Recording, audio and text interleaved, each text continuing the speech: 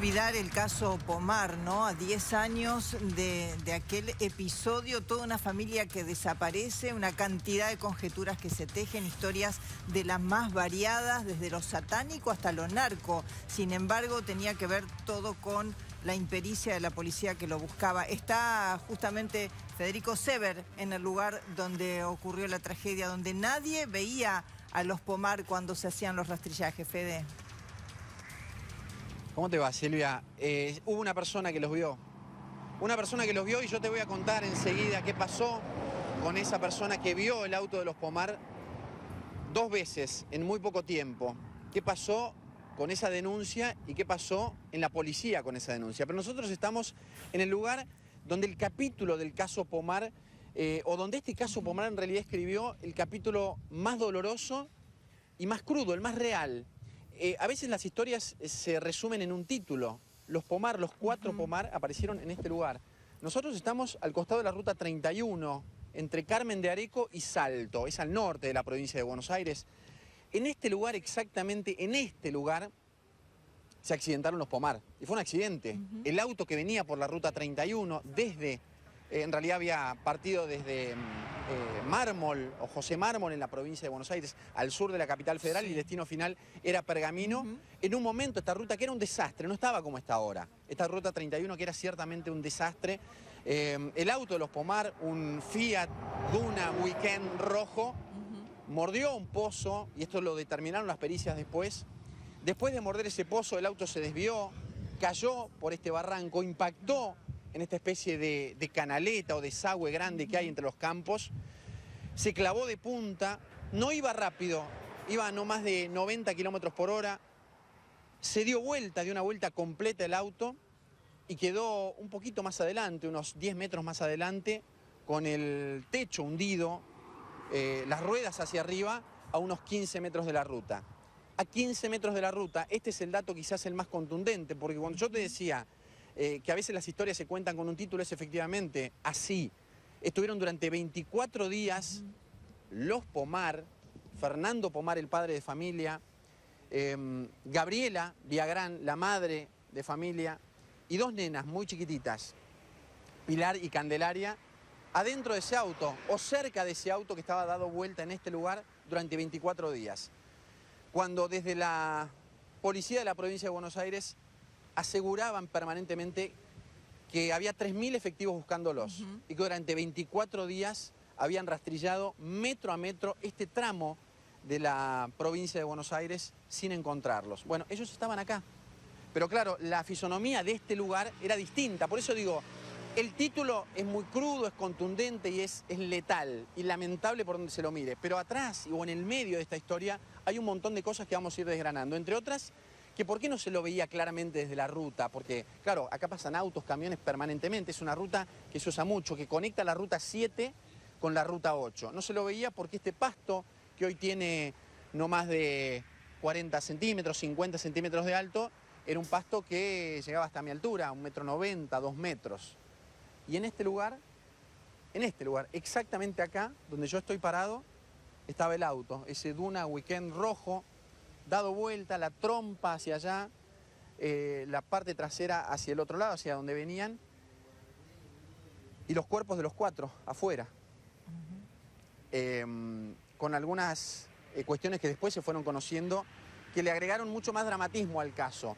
No es fácil que una historia periodística, una noticia periodística se transforme en un caso. Este fue el caso Pomar, que particularmente a nosotros, como periodistas, a mí, que estuve durante 20 días en Pergamino cubriendo esta información, me marcó desde un montón de lugares, la cuestión periodística, pero sobre todo una cuestión de sensaciones, de sentimientos, de angustia permanente y de un final absolutamente doloroso, porque nosotros fuimos el primer medio que llegó aquel 8 de diciembre del año 2009, cuando alguien dio aviso que efectivamente lo habían encontrado. ¿Pero quién lo había encontrado al auto de los Pomar 24 días después? Lo había encontrado un vaqueano, alguien que pasaba de casualidad cabalgando por este lugar, por esta ruta, y que sintió un olor nauseabundo. Claro, 24 días después, imagínense el estado de los cuerpos. Él percibió ese olor, se acercó a este lugar, y tan fácil como eso, 3.000 efectivos de la policía buscándolos. Un vaqueano percibió el olor, se acercó y ahí estaba la escena dramática, de horror. Y ahí llegamos nosotros para contar esta historia que en realidad se fue escribiendo con los años. ¿Y cómo no se fue escribiendo con los años después? Mirando esto, fíjate, Silvia, esta especie de capillita, como le llama María Cristina Robert, que es la madre de Gabriela Villagrán, que ella misma lo armó y que año a año, cada fecha viene, cada cumpleaños, cada aniversario, porque ella está absolutamente destrozada de dolor. Y en un rato seguramente vamos a hablar con ella, pero es una historia que tiene absolutamente de todo, Silvia, y vos me querías preguntar algo que te voy a contar. Sí, porque a propósito de lo que decías, ¿no? Del tiempo pasado y de cómo quedaron los cuerpos, incluso algunas pericias indicaron que Gabriela agonizó varios días. Bueno. Ella fue despedida en el parabrisas del vehículo, estaba en un árbol allí cercano y pudo haber sido salvada. Este bosque de álamos que ves acá, que en realidad estos son 6 álamos y que tienen muchos más y que en general se ven desde la ruta, fueron parte de la historia, parte de la tragedia y parte de esa escena. Exactamente como vos decís, las pericias posteriores, lo que después se determinó, fue que efectivamente aquel auto que había volcado exactamente en este lugar, que había chocado y que había dado una vuelta antes de caer y despedir a los 4 cuerpos, después se determinó que efectivamente venían sin cinturón de seguridad. Después vamos a ver también algunas de las imágenes que se vieron durante la investigación, como 2 imágenes fundamentales de los peajes que están en la ruta 7 viniendo para este lugar. Pero el dato que vos das, el dato de Gabriela, es un dato que ciertamente es escalofriante y es estremecedor, porque si uno se pone a pensar y a conjeturar que una persona pudo haber estado viva, agonizando, algunos hablan de hasta 3 días aproximadamente que ha estado en este lugar, prácticamente sin moverse, muy gravemente herida, con las 2 hijas, con el marido en este lugar. La escena se completa de terror absoluto y causa una sensación de impotencia brutal, porque quizás el dato central, Silvia, es cuando empieza la búsqueda, cuando empieza la denuncia, al día siguiente, la desaparición fue el 14 de noviembre del año 2009. La última comunicación de algunos de ellos, incluso de Gabriela con su madre, fue el 13 de noviembre del año 2009. Le dijo, mañana vamos a ir a Pergamino. Vamos a ir a Pergamino, perfecto. Vamos a llegar alrededor de las 10 de la noche. Pero para llegar a las 10 de la noche salieron a las 6 de la tarde. Y hasta este lugar habían hecho 189 kilómetros. ¿Sabes cuánto faltaba apenas para llegar a Pergamino, a destino? Faltaban apenas 67 kilómetros. 1 hora de viaje. Era lo único que les faltaba. Era 1 hora de viaje y acá quedaron. Agonizaron, como te decía, o por lo menos ella agonizó durante 3 días. Eso se determinó después, porque por supuesto, en forma inmediata esta zona se acordonó, que fue quizás el mejor trabajo que se hizo desde la policía o desde la ciencia, determinar cómo habían quedado, qué era lo que había pasado, pero ya no había nada que hacer. Claro. Y el después, porque hubo marcas, hubo en las pericias los detalles que quedaron en el pasto que determinaron que efectivamente se había caído en un lugar, habían quedado los cuerpos en un lugar, y uno de esos, el de la madre de las chicas, se había arrastrado hasta donde pudo, en definitiva, durante 3 días por lo menos. Yo lo que te decía, Silvia, posiblemente sea un dato que arroje contundencia a esto. Si vos trazás la ruta desde José Mármol, desde donde ellos salieron, hasta Pergamino, hay 2 rutas posibles. Una es la que hacía siempre Fernando Pomar, esta. Claro. Siempre. Si vos marcás en cualquier GPS, ponés José Mármol, Pergamino, la ruta más rápida, posiblemente no la más segura. La más segura quizás sea la ruta 8, desde José Mármol, General Paz, después Panamericana y la ruta 8. Esta era la más corta y es una ruta segura en ciertos tramos, no en todos. Esta era una ruta que estaba en un estado desastroso, pero era la ruta más rápida y la que hacía siempre Fernando Pomar. Bueno, cualquiera de las rutas que tomaras, si tomabas esta, si tomabas la 8, si tomabas el desvío en la 51, yo te puedo asegurar que no te encontrabas con más de 8, 10 curvas peligrosas. 10 curvas peligrosas en un camino entre José Mármol y Pergamino.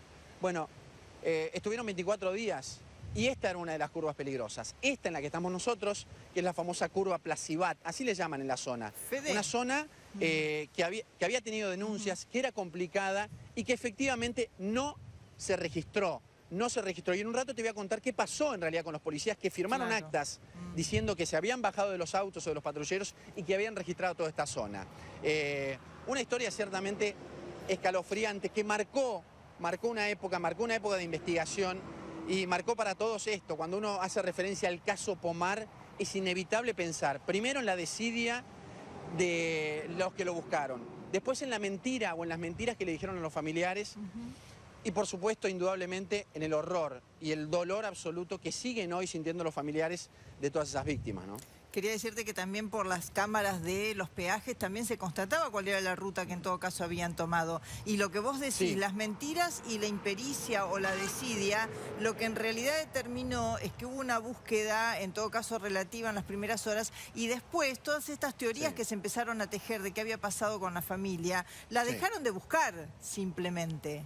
Y por eso el vaqueano lo encuentra tiempo después, porque directamente no la buscaron más. Sí. ¿Sabés qué pasó, Silvia? Este dato que vos das al comienzo respecto a los peajes es un muy buen dato. Y fíjate vos que ni siquiera teniendo ese dato, que efectivamente habían tomado la ruta 7 y después tenían menos opciones, estaba mucho más acotado. Lo que pasa es que esas imágenes se encontraron cuando ya hacían 7, una de las imágenes hacía 6 días que habían desaparecido y la otra hacía 13 días. Es decir, si haberlos encontrado en ese momento hubiera sido tarde. No hubiera habido ninguna posibilidad de encontrarlos o a alguno de ellos con vida. Pero ¿Y sí recuerdan ustedes, antes. Fede, estamos viendo la imagen del peaje, que se lo ve a él pagando, entiendo yo, porque está sacando la mano por la ventanilla, la cantidad de conjeturas que se hicieron. Y hay que dejar algo que todos de los medios hicimos, pero porque eran entregadas todas estas, digamos, estas hipótesis por la propia investigación. En vez de hacer algo tan simple como caminar al lado de la ruta a buscarlo, se empezaron a seguir líneas de investigación desde el secuestro. Bueno, en la venta escuchábamos a, creo que era la fiscal la que hablaba, digamos, con imaginarios de todo tipo y supuestos de todo tipo, y en realidad estaban ahí, a metros nada más, pero la cantidad de cosas que se dijeron y se supusieron fue impresionante. Las conjeturas fueron muchísimas. La fiscal era Karina Police, o Police, y hubo un personaje clave en esta historia, o dos personajes claves. Uno era el ministro de Seguridad de la provincia de Buenos Aires, Carlos Stornelli, Carlos Stornelli, que es fiscal federal en los tribunales de Comodoro Pi. Pero otro personaje fundamental de esta historia fue quien en ese momento era su número 2, era Paul Stark. Hoy es fiscal federal en 3 de febrero. Paul Stark fue la persona a la cual Stornelli dijo: hacete cargo de ese caso, andá hasta Pergamino, hablá con las familias y contales qué es lo que está pasando. Mucho tiempo después, el propio Paul Stark volvió a hablar con algunas de las familias y ojalá en un rato tengamos la posibilidad de que la madre de Gabriela Villagrán nos diga lo que Paul Stark le dijo, que a él lo habían mandado a mentir directamente respecto de lo que se estaba haciendo en este lugar. Las conjeturas eran muchísimas, pero sobre todo la mentira en algún punto estaba sostenida, avalada y apuntalada con la ineficiencia o por la ineficiencia, porque podemos tender conjeturas respecto a cuál habría sido en todo caso la implicancia política muchos días después de encontrar este auto.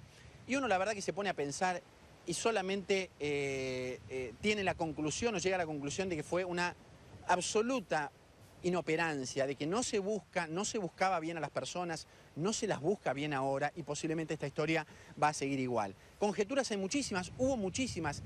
Y esa imagen que vos contaste recién, Pau, que es en el peaje de Villa Espil, cuando pasó cuando se mostró esa imagen de Fernando Pomar sacando la mano del auto, de ese Fiat Duna Weekend rojo, sacando la mano, muchos, y ciertamente a veces recordar ese tipo de historias que veíamos y escuchamos da vergüenza ajena, decían que eso era, o lo mostraba este hombre sacado, desencajado, sabiendo lo que iba a hacer después, que entre otras cosas lo que iba a hacer después era, en el terreno brutal de las hipótesis, era matar a sus hijas, matar a su mujer, tirar el auto en algún lugar en el que no se encontrara y suicidarse él. Esa fue una hipótesis que se mantuvo durante mucho tiempo, un delirio absoluto. Tanto delirio como que él, que trabajaba en empresa química y que en realidad estaba yendo a Pergamino por una sola razón. Estaban muy mal económicamente los Pomar y estaban yendo a Pergamino porque él tenía una entrevista de trabajo. Esto era un sábado, el viaje fue el sábado, él tenía una entrevista de trabajo en esas horas. Pero trabajaba en una empresa química, y allí la especulación, porque si hablan de empresa química y hablan de una persona desaparecida, ya el hilo de algún delirante lo hizo conectar a este caso con el cártel de Sinaloa. Y que aparentemente este hombre estaba metido en el negocio de la efedrina, y que los tenían secuestrados, y que estaban en algún lugar secuestrados, retenidos, hasta que este hombre no hiciera algo que lo estaban obligando a hacer. Otra de las hipótesis. Y mientras este delirio pasaba por un caso que, a medida en la misma medida en la que pasaba el tiempo, estas hipótesis aparecían, también aparecía no sé si digo idiotez de mucha gente me va a quedar corto, pero mucha gente que llamaba por teléfono y decía, yo estoy convencido de que los vi. Sí. Los habían visto en Río Negro, los vieron en Chivilcoy, los vieron en Rufino. No los vieron en ningún lado, ellos estaban acá. Estuvieron desde el 14 de noviembre muertos en este lugar. Nadie de toda esa gente que los vio los había visto, efectivamente. Posiblemente, digo, alguno con la mejor intención de haber visto en algún lugar a alguien parecido y haberse imaginado. Yo te quería contar, Paula, de una persona que sí los vio, y te lo dije al principio. Este hombre se llama Casimiro Frutos, un albañil de Delviso, en la provincia de Buenos Aires. ¿Sabés que ese albañil pasó en un colectivo por este lugar, por esta ruta 31? Claro, si vemos algún colectivo, la altura de los colectivos, claramente vos podés ver que los colectivos, vos tenés una perspectiva que no tenés desde los autos en este lugar. No solamente porque está un poquito más arriba, sino porque en el colectivo vas todavía más arriba, vas unos 2 metros arriba de la ruta. Este hombre, Casimiro Frutos, el día 16 de noviembre, 2 días después de la desaparición, pasó en un colectivo por acá, pasó en aquella dirección, fue para Salto, y dijo que vio un auto dado vuelta, chapa roja, luces encendidas. Él no lo dijo en ese momento lo vio. A la vuelta volvió a verlo. Pero ¿qué fue lo que pasó con Casimiro Frutos, este albañil? Este hombre no estaba enterado del caso Pomar, no todo el mundo estaba mirando los medios, estaba en la televisión, o se estaba enterado del caso Pomar. Cuando llegó a su casa, algunos días después, este hombre lo charló con la mujer le dijo, ¿viste los Pomar? ¿Cómo? ¿Dónde? Ruta 31. Pero yo vi un auto dado vuelta en la ruta 31. Inmediatamente, cuando este hombre se enteró de que efectivamente había una familia, había un auto, había una familia desaparecida, dijo, yo los vi, y llamó al 911. Lo primero que hizo fue llamar al 911, dijo, yo los vi. ¿Dónde? En la curva Placibat. Esta es la curva Placibat. Se llama así porque hay una empresa copiadora de cereales, por allá se ven los silos, que es la empresa Placibat, y se llama la curva Placibat. Bueno, ¿saben qué pasó con esa denuncia? Fue incorporada a un lugar que se llamaba, o aparte de las fojas de los libros de la investigación, que se llamaba Expediente Pomar, Urgente Pomar, algo por el estilo. Y quedó ahí.